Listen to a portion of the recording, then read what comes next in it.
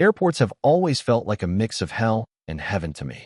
You're either rushing through them with a knot in your chest because you're late, or you're standing still with too much time, suffocating in recycled air and overpriced coffee.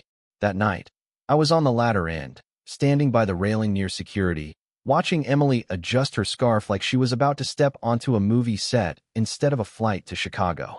She had a work conference, 4 days of presentations, workshops, and endless small talk. At least, that was the story. I'd insisted on driving her. It wasn't even about being romantic. It was habit. 10 years of marriage makes routines out of things. Picking her up from the office when it rains, grabbing her favorite latte on Sundays, driving her to the airport whenever she flew out for work. She'd teased me earlier about being too clingy, said she could have just called an Uber. But there I was anyway, suitcase in hand, following her through the automatic doors as the smell of jet fuel drifted in from the tarmac. She turned back just before the TSA checkpoint. "You don't have to wait," she said, brushing a strand of hair from her cheek. Her voice was soft, like she was already half somewhere else. "Go home. I'll text you when I land." I smiled, even though it felt tight on my face. "I'll wait until you're through. It's tradition." Tradition. That word always tasted bittersweet lately. Too many of our so-called traditions had begun to feel like obligations we kept alive out of muscle memory. Date nights had turned into Netflix and scrolling. Morning coffees had become silent commutes in separate cars. Still, I clung to this one, watching her disappear through security, waiting until the very last wave. She gave me that wave now, the one she always did. A little flick of her wrist, fingers curling like a half-hearted salute. I waved back, telling myself this was normal, telling myself not to read into the way her smile didn't quite reach her eyes. She turned, stepped toward the TSA agent, then paused to fix her boarding pass. That's when it happened. The terminal wall beside her was all glass, reflecting the stream of travelers behind us. My eyes flicked toward it idly, and I froze. In the reflection, clear as day, I saw her step into the arms of a man I hadn't noticed before. He wasn't wearing a uniform, not an airline staffer. Just some guy, dark coat, broad shoulders. She hugged him with both arms, pressing herself against him in a way she hadn't done with me in months. She clutched him like she never wanted to let go. Her fingers curled into his jacket. Her head rested against his chest. And the look on her face, it wasn't the polite smile she'd given me. It was raw, unguarded, the kind of embrace you only give when your heart forgets who's watching. My stomach dropped. My hand, still raised from waving, felt ridiculous, like I was saluting a lie. I spun, trying to see them directly, but the crowd swallowed the moment. When I looked back, the man was gone. Emily was moving forward, handing her ID to the TSA agent like nothing had happened. She didn't even glance back at me again, just slipped through the line, shoulders straight, scarf neat, as if she hadn't just broken the ground beneath my feet. For a second, I convinced myself I'd imagined it. Maybe it was just the distortion of the glass, some overlapping reflection. But no, the way she melted into him, the way her body language screamed intimacy. It was too specific, too undeniable. I stood there, my mouth dry, my pulse hammering, watching her disappear into security. Everyone else was carrying on with their own lives. Families juggling strollers, college kids dragging overstuffed backpacks, businessmen barking into phones. Nobody else saw the crack that had just ripped through mine. I told myself I'd wait for her text when she landed. I told myself maybe I'd ask casually, test the waters, see if her story lined up. But deep down, in the pit of my chest, I already knew. That goodbye wave wasn't for me. It was camouflage, and I was just the fool still waving back. I drove home that night with the kind of tunnel vision you only get after being blindsided. The highway lights blurred together, and every few miles, I'd catch myself gripping the wheel so tight my knuckles went white. My mind kept replaying that image. Her in his arms, the softness in her face, the ease with which she folded into him. That wasn't the look of a casual hug. That wasn't colleagues saying goodbye. That was possession. That was intimacy. That was betrayal. When I pulled into our driveway, her car sat there as if nothing had changed. Her slippers by the door, the faint glow of our porch light, the home we'd built together, all of it stood there mocking me. I sat in the truck for a long time, staring at our front windows, wondering how many of our neighbors would smile tomorrow clueless that my marriage had just cracked like glass under pressure. I went inside, dropped my keys on the counter, and saw the little note she'd left on the fridge. It wasn't for me. It was for herself, a grocery reminder scrawled in her neat handwriting.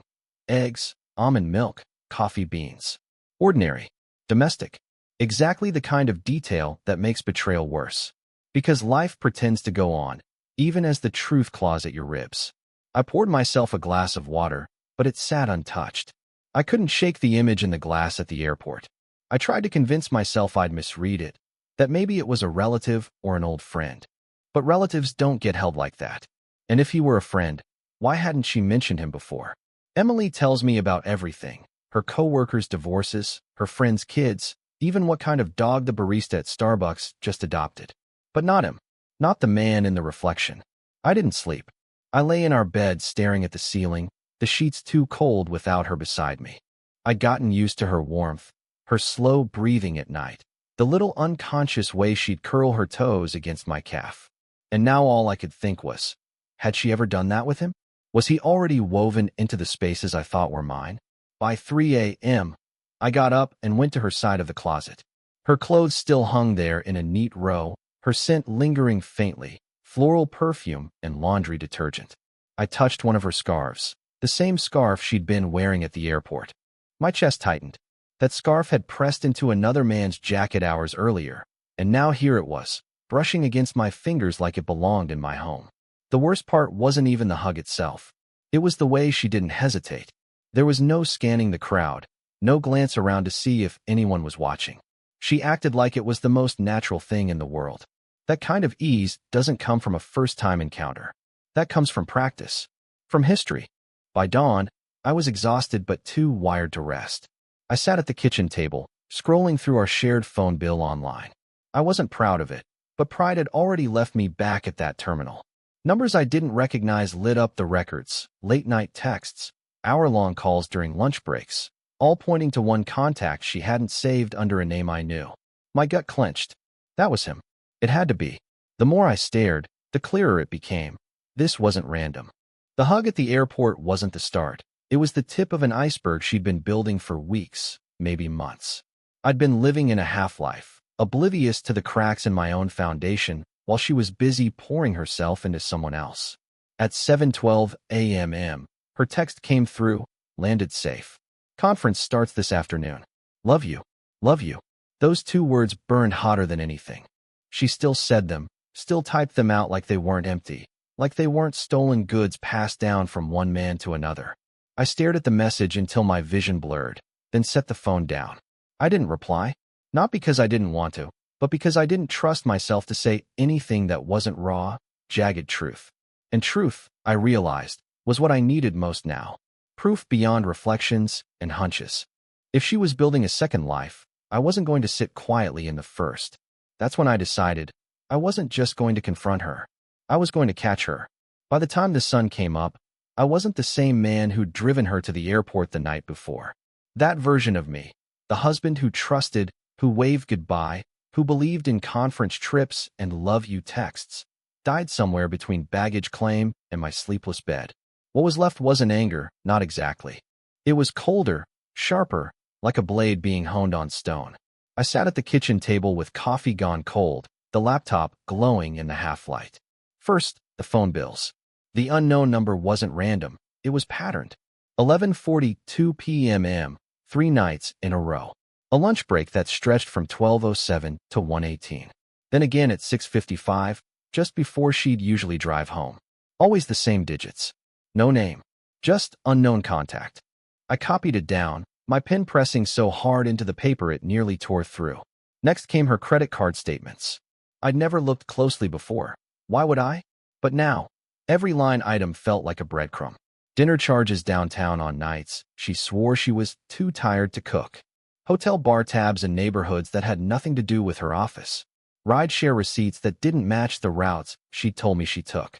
It was all there, hidden in plain sight, like a puzzle I hadn't bothered to solve. The part that stung the most was the small things.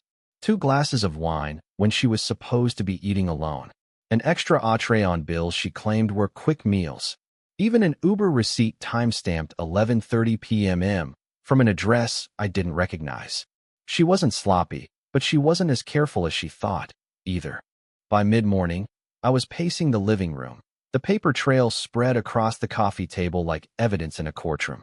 My heart wanted to scream, to punch walls, to demand answers. But my head whispered something else. Patience. Proof. Control. If she thought I was blind, then I'd let her keep thinking that. The advantage was mine now. I drove to an electronics store and bought a small voice recorder, the kind you could slip into a purse or leave under a car seat. I downloaded a GPS tracking app, one of those Find My Family services marketed for parents of teenagers. She'd never suspect. It would look like a harmless safety precaution. A husband who worried. A husband who cared. Back home, I set everything up. The app was clean, discreet, and I tested it on my own phone first. Flawless. I imagined slipping it into hers the moment she returned from Chicago. She'd never notice. And the recorder? I'd hide it in the car. Her little Toyota hatchback would become my silent witness. But even as I worked, I thought bigger, stronger. What if this wasn't enough? What if she was cleverer than I gave her credit for? That's when the idea of a private investigator crept in. At first, I brushed it off. Too dramatic, too final. But the longer I stared at the list of late-night calls, the more it gnawed at me. A PI could pull records, snap photos, gather everything I couldn't. It wasn't just paranoia. It was strategy. By evening, I had a folder started. Receipts, phone logs, screenshots. My handwriting scrawled with dates, times, connections. I wasn't just a husband anymore. I was a detective, a man on a case. And something inside me shifted. I realized I wasn't afraid of the truth anymore. What scared me the night before, that hug in the reflection, wasn't nearly as terrifying now. Because I wasn't powerless. I wasn't just standing there, waving at a woman who belonged to someone else. I was hunting, tracking, preparing. She thought she was living a double life. What she didn't know was that her second life was already under surveillance. By the time her love you text came that night, I didn't hesitate. I typed back, miss you too. Hope the conference is going well. A mask. A smile painted over steel. Let her believe. Let her think she's winning. Because the game had changed.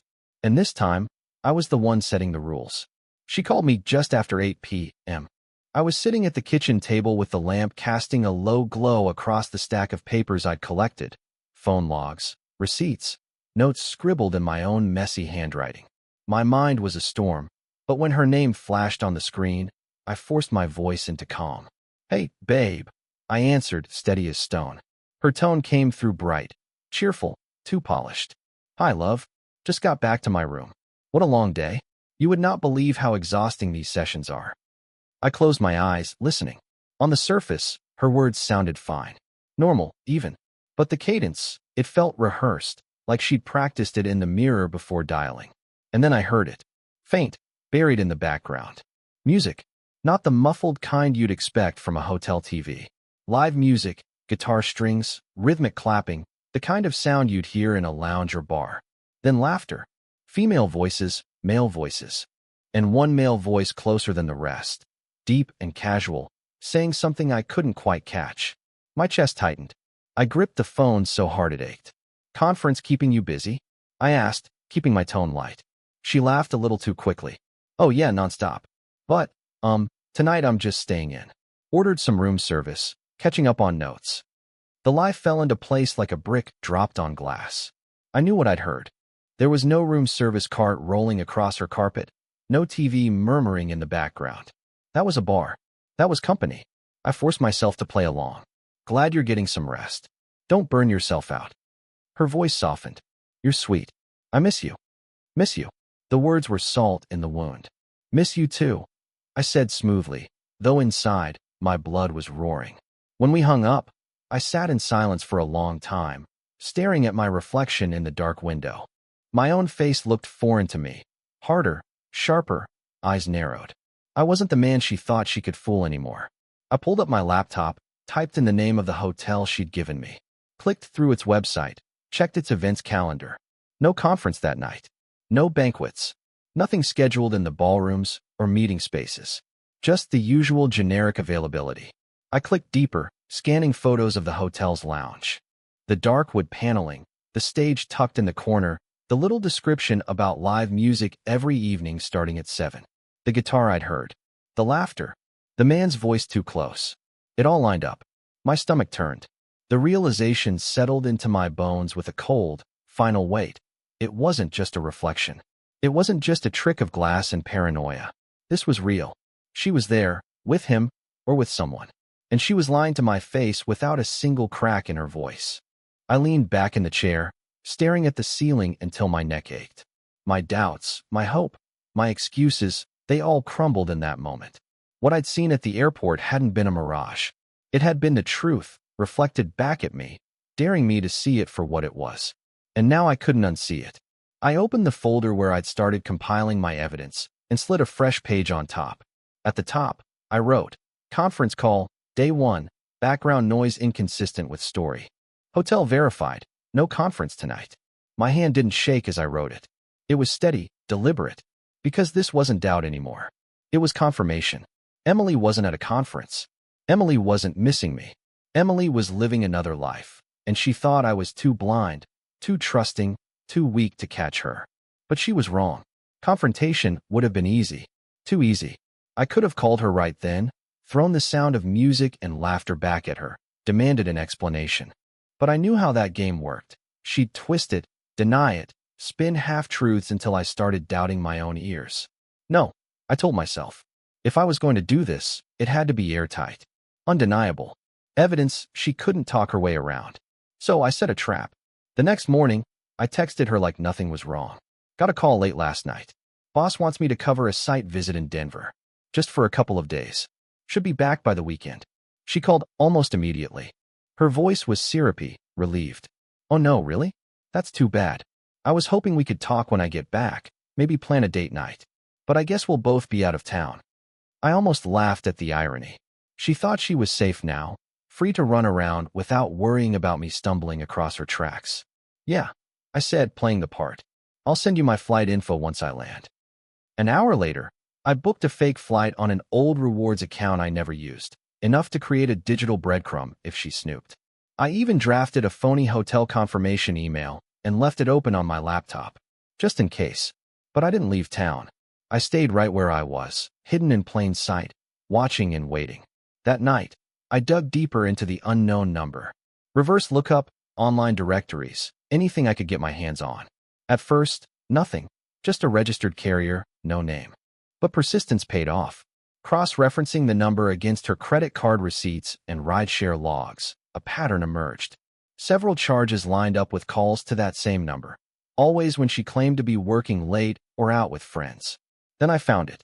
A match in a public records database. The number tied to an address just 2 towns over. A simple, middle-class neighborhood, brick-front homes, trimmed lawns. And suddenly, every instinct in my body screamed that I was close. I scribbled the address down in my notebook, the ink digging deep grooves into the page. My pulse thudded in my ears. This wasn't some nameless ghost anymore. He had an address, a door, a place in the world where he thought he could hide my wife. I sat back, letting the weight of it settle.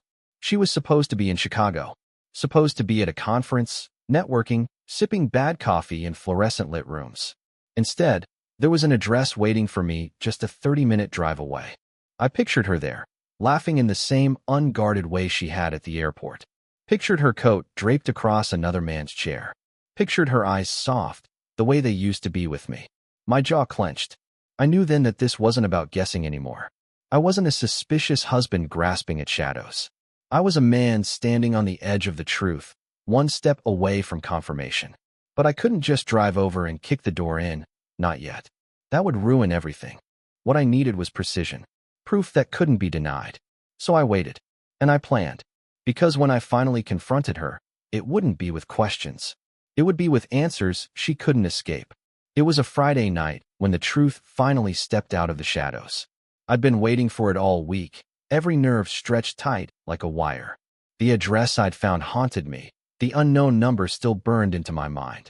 But nothing compared to what I saw with my own eyes that night. I'd parked half a block down from the restaurant, engine off, lights dimmed.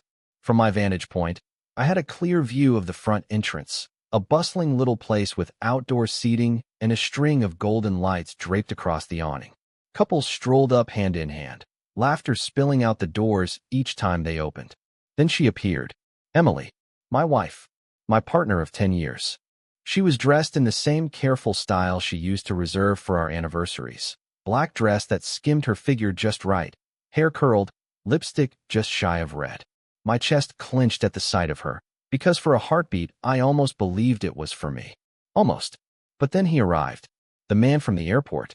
Broad-shouldered, clean-cut, confident in that unthinking way of someone who doesn't believe the rules apply to him. He stepped onto the sidewalk like he belonged there, like he belonged to her. And she stepped into his arms. No glass, no tricks of reflection this time. Just her, flesh and blood, pressing against him, her hands sliding up his chest.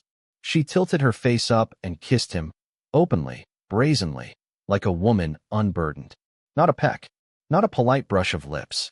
A kiss full of ease, of ownership, of something that had been happening for a long time. I felt it like a blade sliding between my ribs. My whole body wanted to convulse, to scream, to march across the street and tear her away from him. But I didn't move. Not an inch. Instead, I lifted my phone. My hands shook, but not enough to stop me. I captured photo after photo. Her lips on his. Her laughter ringing into the night as he whispered something in her ear. The way she looked at him. Eyes soft, alive in a way I hadn't seen in months. Each frame was another nail hammered into the coffin of our marriage. The evidence I needed. The truth no words could twist away.